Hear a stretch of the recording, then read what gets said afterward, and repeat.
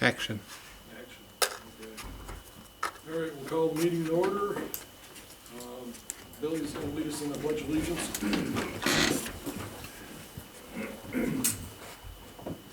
I pledge allegiance to the flag of the United States of America and to the republic for which it stands, one nation, under God, indivisible, with liberty and justice for all.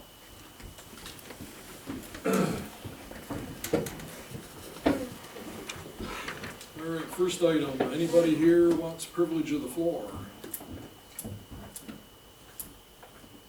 Hi everyone. I just wanted to introduce myself.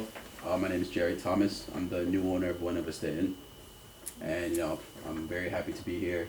Nice to meet you. You too.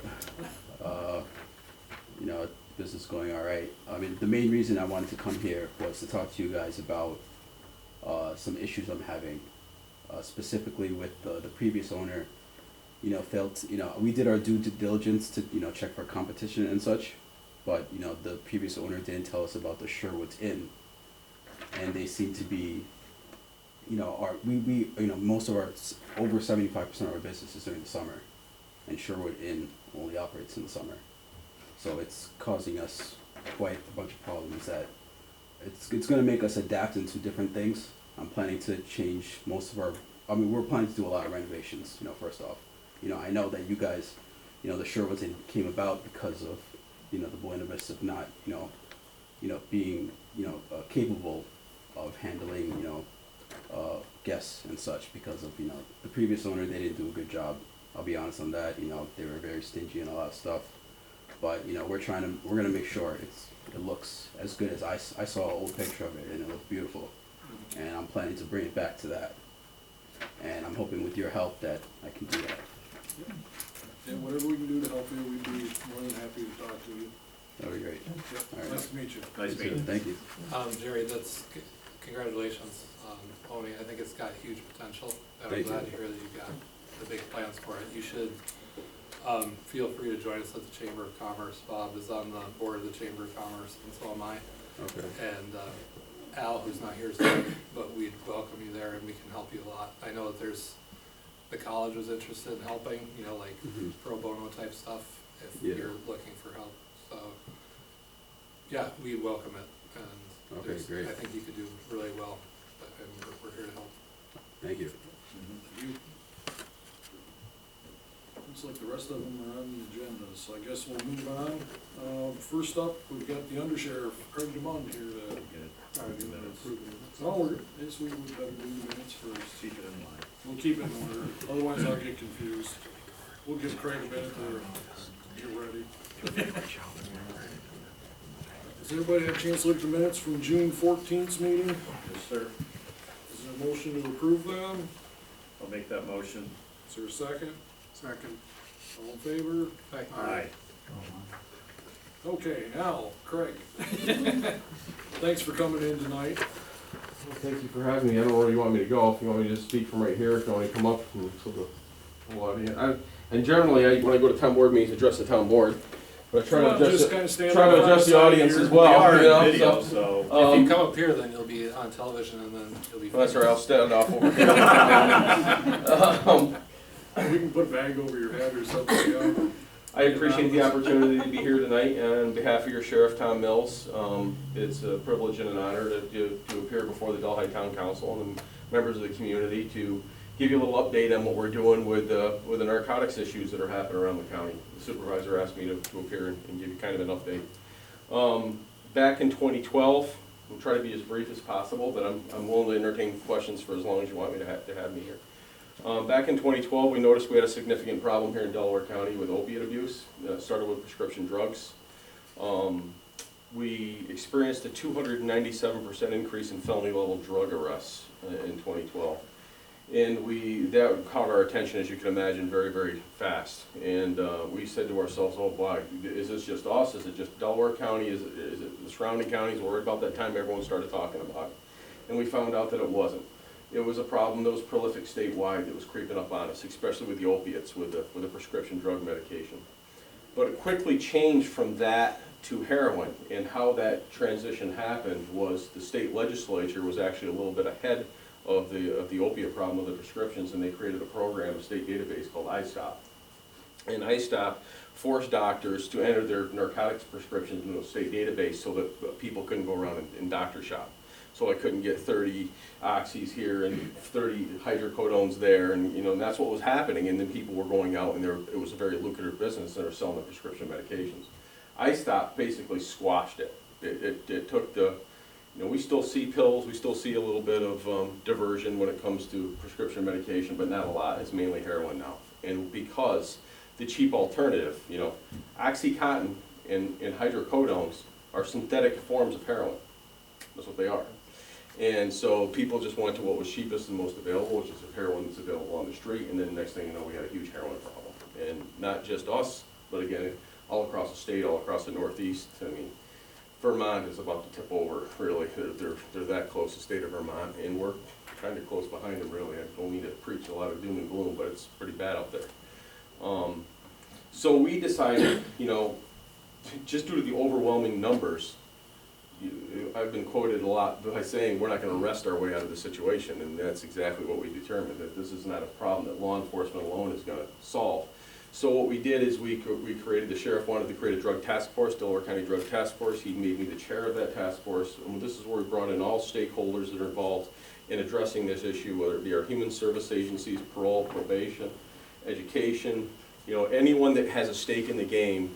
We're brought together and we collaborated and decided what are we going to do about this problem. And what we did is we come up with 3 pillars, is what we call them, that needed to be addressed. 1 was education, 2 was treatment, and 3 was aggressive law enforcement. And I'm here tonight just to tell you basically what the Delaware County Sheriff's Office is doing as part of those 3 pillars, all right? First, I'll start with education. One of the biggest things that we determined is, listen, we can go all the way back to the days of Ronald Reagan, where Nancy was on television every day saying, just say no, right? It worked, it really did work. As corny as it sounded, it worked back then, and we said, you know what, we need to engage in that now. We need to get into schools, we need to start educating kids, we need to let them know, because people are gonna start dying here pretty soon. And sure enough, it came to reality. So we decided that we're going to formulate a panel. Myself as one of the members. We have people from the education sector, as well as the treatment sector and addiction sector. And we went around to schools and we started meeting with high school students, and we started talking to them about the dangers of opiate diversion and heroin.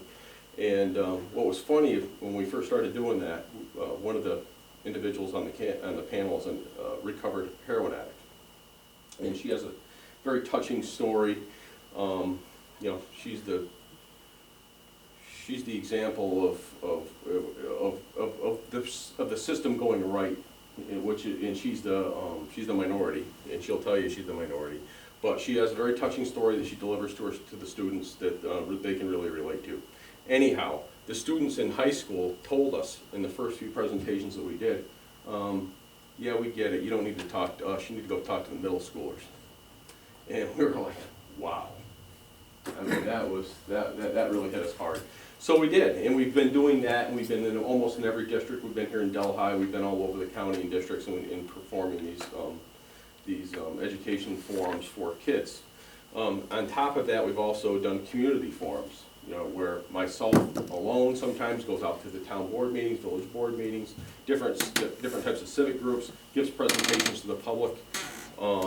We engage in larger community forums. They've hosted a couple of them. One's been in Walton, one's been in Sydney. They had a large one up in Stamford, Deposit, different areas throughout the county where we brought anywhere between 100 and 700 community members into a school and basically given them a longer version of what I'm talking about tonight, all right, to educate the community. So as far as education, that's what we're doing. Treatment, what can the sheriff's office do about treatment? We're not into treatment, we got handcuffs and guns, right? But we actually, got to think outside of the box. And so what we did with treatment is, one of the things that we looked at was the inmates that were coming into our facility, into our jail facility, was kind of like a revolving door. A lot of them were addicted individuals that fell prey to these major dealers, and they were out committing petty sales offenses themselves or, property offenses to support their habits. And we're seeing just a reoccurring theme. They're going out, coming in, going out, coming in. And how do we keep that tide from happening? Because what was happening is the moment they were getting out of jail, the first phone call they were making was to their dealer, and they were going right back at it. So we decided, we worked with alcohol and drug, and we developed a recovery coach position. And what the recovery coach does within our jail is this is a person who's totally grant funded by the state, and they start working with inmates that we choose that really want to make a positive difference in their life. And they start working with these individuals about 90 days prior to their release from the facility. And they hook them up with, whether it be social services, employment services, educational services, treatment services, those types of things to hopefully get them in a different mindset so when they step foot out of the facility, again, the first phone call isn't to the drug dealer, it's to that job that they've lined up, or it's to housing or whatever. It's been a fairly successful program. The second and more recent thing we've done with treatment is we've instituted through alcohol and drug a Vivitrol program with alcohol and drug and with probation in Delaware County Drug Court. Now these are for individuals who truly have made a determination that they want to change their lives.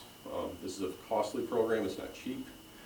And so we want to make sure that, number one, the person is totally committed to it because it costs the taxpayers a lot of money.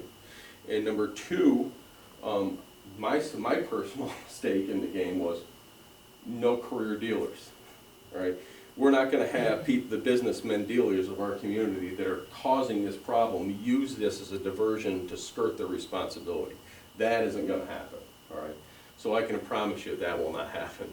So we collaborate together, we select the appropriate candidates for this program, and what happens is this Vivitrol, unlike Suboxone, is an injectable form of drug that's given as the inmate leaves the facility. It's a 30-day dose, so they only have to get a shot once every 30 days, and it completely blocks the receptors in the brain from receiving the high from the heroin. In layman's terms is the best way to explain it.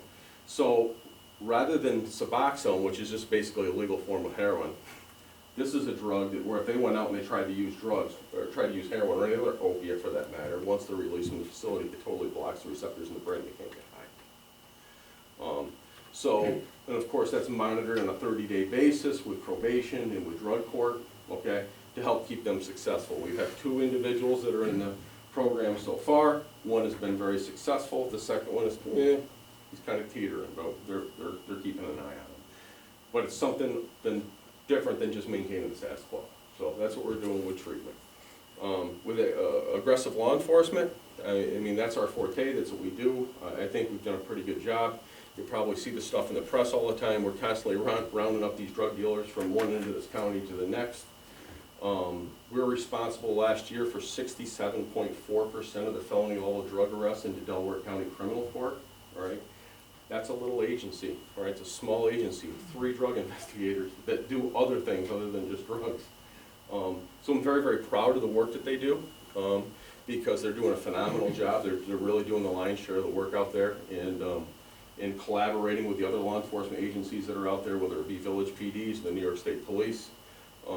We're working together, and you hear me talk about these dealers know no boundaries, and they don't respect geographical locations. So we all have to work in this as partners, regardless of the color of our uniform or what agency we work for, to do it together. But I can honestly say that your sheriff's office has been the tip of the spear on this, okay? And we've been working very, very hard at it. Basically, the only other thing that I wanted to do, because I wanted to give you a condensed version that I wanted to give you and the public, is you're our partners. We don't do this alone. Our investigations are quickly brought to conclusion with a lot of public input. Without public input, all right, it takes us a heck of a lot longer. These drug dealers are smart, they're sophisticated, they know what to do, they know people's comings and goings, they know who everybody is. So it takes us, without public cooperation, it takes us quite a bit of time to infiltrate some of these circles.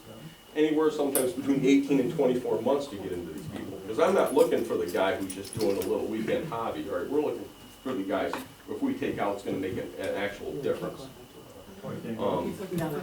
So we've promoted a couple of different things to engage the public in helping us with information. One of them is our website. If you Google Delaware County, New York Sheriff, On our website, there's a link to make tips to the sheriffs. They're anonymous, all right? You don't have to leave your name, or the email address is not traced. Granted, we would prefer to have a dialogue, because there's a lot of follow-up questions that we'd like to ask with investigations, and I can assure anyone that has a dialogue with us, all their information, if they want it kept confidential, be strictly confidential. I can give you my word on that. But if someone wants to be anonymous and not leave anything, that's perfectly okay. The second form is a tip line. Our tip line is 1-888-914-9111. It can be found on our website as well if anyone searches the website. You can call and leave telephonic messages. And again, those phone calls are not traceable, and they're completely anonymous. The third is our Sheriff's mobile app. So those of you that have a smartphone can search Sheriff's Mobile Patrol. It's a free app that you can download, and it has a number of resources on that app that engages all sorts of information with our office. But one of the venues that's on that app is a tip procedure, where you can leave tips via the smartphone app as well. So we encourage public cooperation. You're our partners. You know your neighborhoods the best. You know people's comings and goings. You know it looks out of line. If it looks out of line, it's probably out of line. Just let us know. Sometimes people, I hear it all the time, say, well, you know, I knew that, you know, that I had this little piece of information, but what does that mean? And, you know, and I don't want to be a bother. I'll address both of those things. Number one, that little piece of information may be that one last piece of the jigsaw puzzle we're looking for to close that investigation. And number two, you're never a bother. That's what you pay us to do. So we're never bothered by anyone that wants to engage us with any type of complaint that they have. So if you have an issue, don't be afraid to call. You'd be surprised how many people are just afraid to call. You know, we're here for you. I can leave my cards. Don't be afraid to call, and I'm open to any questions that you have at this time. Yes, sir. First of all, I applaud your efforts. It's amazing how this epidemic has strangled not only New York, but most of the United States, and it seems to be a never-ending thing. I was just wanted to know, you're doing all this work and bringing forth before the courts, what's the prosecution rate and the holding rate of some of these larger dealers that you're bringing in? And that's one question. You want to address that one? I'll address that one first, yeah. The criminal justice system can be frustrating at times. You know, I'm not gonna sit here and lie about that. But you know, all the players within the criminal justice system are equally frustrated with some of the processes as well. You know, whether it be the prosecutors who are held to these new diversionary tactics that have been brought forth by legislation, whether it be the judges that are held to the same diversionary tactics. You know, there's these things now that are put out there, and this is one of the things I talked about with the Vivitrol program, where if a person is charged with a drug crime, applies for a diversion program, they pretty much have to get it. This is something that resulted in all the Rockefeller drug laws being repealed. And don't get me wrong, some of those laws need to be relooked at and revamped, but they threw the baby out with the bathwater, and now we've got a major problem on our hands when it comes to the enforcement and the accountability piece. So a lot of these defense attorneys have figured out these diversionary tactics and have gotten off some pretty heavyweight drug dealers on nothing, really. Go to drug treatment, or go to shock incarceration for 6 months. You know, I'm talking about people who should be getting 5 to 25 years in state prison. We're working on that. We're working with our legislators on that. The New York State Sheriff's Association is leading the charge on that. We saw with the governor pass this opiate legislation not too long ago. He's hailing it as, you know, the best thing that's ever happened. Kinda, you know. It's good for the treatment community. It's good to get the treatment. It's good to open up some more treatment beds, because we definitely do need them, because we do have a major problem on our hands right now with addiction. However, everything that was drafted in that legislation for the enforcement piece, which was to bring back some of the mandatory minimum sentencing requirements and stuff like that, all got taken out. So all the enforcement pieces were gone, stripped from the legislation. So those of us in the criminal justice field were a little discouraged by that. One of the things that we're doing now is we're working closely with our district attorney's office. You know, we're following cases from inception all the way through to sentencing, and we're there and we're making sure that we're representing law enforcement's perspective and our voice. And I can tell you that that's really made a difference over the last year. So I think that, you know, a lot of people approach me and they read in the paper, hey, so-and-so got arrested a year ago for 3 Class B felonies that carried 12 to 25 years and he got 5 years probation. What's up with that? He's walking. Right. So, you know, I think everyone is, including the prosecutor's office, including the judges and the courts, they're recognizing that has to change. And I think that we're gonna use the tactics that we have available to us to bring about those changes, including working with our state elected representatives to continue to push for some of these mandatory sentencing requirements. And just to comment on the Vivitrol and the treatment, is there any negative side effects on it? If you're given that drug and you say it prohibits the high from coming on, what is going to stop the person from continuing to put in heroin into the body? The body's gonna take care, you know, react, where the mind isn't. So the chances of a drug overdose, in my estimation, might become just as great, if not greater, because he still wants to have that, and he's gonna say, I'm gonna put another whatever. What we tell them is they know going into it that once you receive this shot, you can take all the heroin you want, you'll never get high. You'll never get high, but your body will react to the heroin in your body. If you ingest a lot of heroin, right, you're still gonna overdose just like you normally would, and you're gonna die. Mhm. They know going into that. That's what the requirements are. They sign off on the releases. Yeah. They understand all that stuff. It's all prescribed through the drug treatment court as well. So, and again, we have, you know, if we say it was, and again, high-risk candidates wouldn't be a candidate. So the candidates that we screen for this program, we're hoping, you know, collaboratively we've decided they're a good candidate and they should be successful. Mhm. However, they're closely monitored by the probation department through, you know, whether it be daily, weekly, monthly, depending on what's going on in their lives, contacts with probation officers on a regular basis. And how many POs do you have? Not us, the probation is a totally different Okay. agency, but I believe they have about 15 probation officers for Delaware County. Thank you. And you said at this point only 2 people 2 people have qualified for that? Yes. One thing you might wanna explain too, Craig, is some people get frustrated because they call in a tip and they don't see anything happening. Yeah. You might wanna I'm explain. glad you brought that Explain the up. process a little bit. I was up at the town board meeting up in Portrait probably 2 years ago, and they called me up there to grill me, basically, because I had a major heroin house right on their main street in their town, and they were like, what are you guys doing about this? This is crazy, you know, and everyone knows that the whole room was packed. Everyone knows that house right up there, that's the one, that they're in there, out of there every day, and I'm sitting there saying, yeah, we know, you know, we know. And like I explained to them, sometimes it takes a very long time to get into these circles. And that's when I gave them the whole community participation piece. Because, you know, we still live in America, there's still a flagpole on the pole outside. Because everyone knows that that's the heroin house, we just can't go marching into these places and seize things, you know. There's investigations and probable cause and warrants and Fourth Amendment issues and all sorts of things that have to be met to build a case. Lo and behold, it was like 2 days later, we actually closed that case and served the search warrant, and they probably thought it was because of that town board meeting. But it just happened, the timing just happened to work out to be perfect. But yeah, that can be very frustrating. It can be very frustrating. It's frustrating for us too. Especially when we have neighbors that are calling and saying, please do something. These people are there all hours of the night, and we know. We need that one last piece of information to justify that search warrant or that arrest warrant, or to get that person into that circle that can buy those drugs that we can base our case on.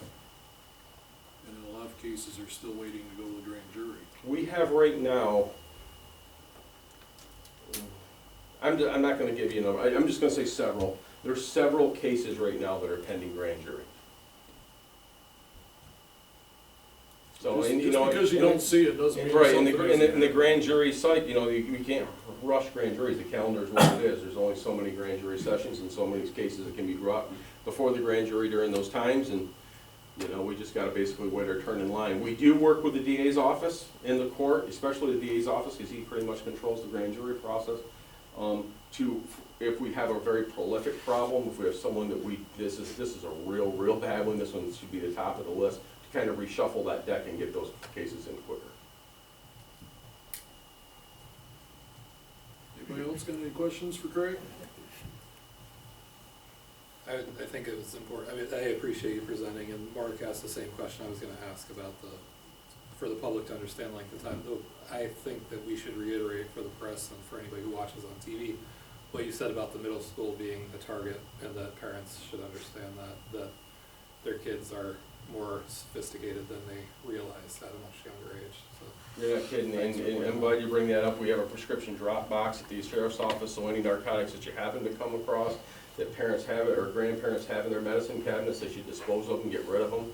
I mean, not only are kids diverting these drugs, but I mean, I mentioned the property offenses, the daytime burglaries that are happening now. People are going into people's houses during the middle of the day just to get their pharmaceuticals out of their medicine cabinets. So it's important to get rid of that stuff, and it's very important to keep your houses locked. I mean, I'm a 5th generation Town of Masonville guy. I'm talking keys in the ignition, doors open, the whole works. We're living in a different world now, you know. We're living in a different world, so. I mean, the seasonal burglaries that we used to have are days gone by. We still have those, but now we have daytime burglaries of full-time residents. They're just, you know, you got people that are watching people's houses, their comings and goings, and the minute they leave for work in the morning, they're going right in during the day. And they're taking whatever they can get, smash and grab burglaries. So keep your houses locked, please. Thank you. Yeah, Thanks, Craig. Thank you. I'll leave you each my card. It's got a number that's right to my desk. So if you ever have any questions, or if you have anything that you want to relate to us, don't be afraid to use it. Mark has it anyway. Mark has everything. I get to hear it all multiple times. Do you have anything you could leave me at the office for, you know, individuals coming in? You know what I'll do is I'll get you a couple of our posters. Yeah, I like that. Okay, hi Abby. Craig, on behalf of the highway department also, we've had, obviously, there's always the theft and both destruction of property. And with the help of your department, acted quite effectively and to resolve it almost immediately. We commend you for that too. That's good. It's another thing that's real important to us is that our deputies are working closely with all our community partners, not just the highway departments, but the fire service as well, and EMS, because we're all in this together. We really are. So, you know, if there's ever any trouble there, let me know. You know, but there shouldn't be. It's been amazing how quick it's been done. Good. Keep up the good work. Thank you. I appreciate that. I'll pass it along. All right. Thanks, Craig. Good night, everybody. Thank you very much. Take care.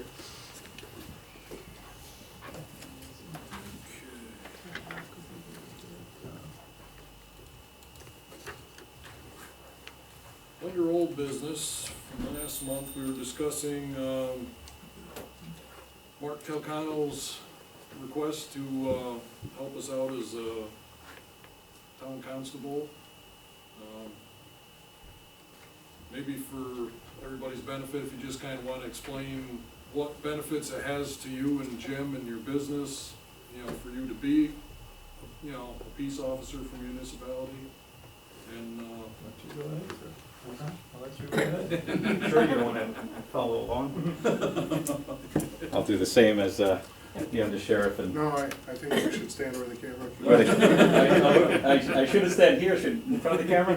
Face the radio. Mark Calcano. I'm a former New York City police officer and did some time with the State Park Police as well. And currently, Captain Small and I run Carter Small security training. We do so here out of SUNY Delhi. And we do all of our firearms training here at with the Village of Delhi Police Department.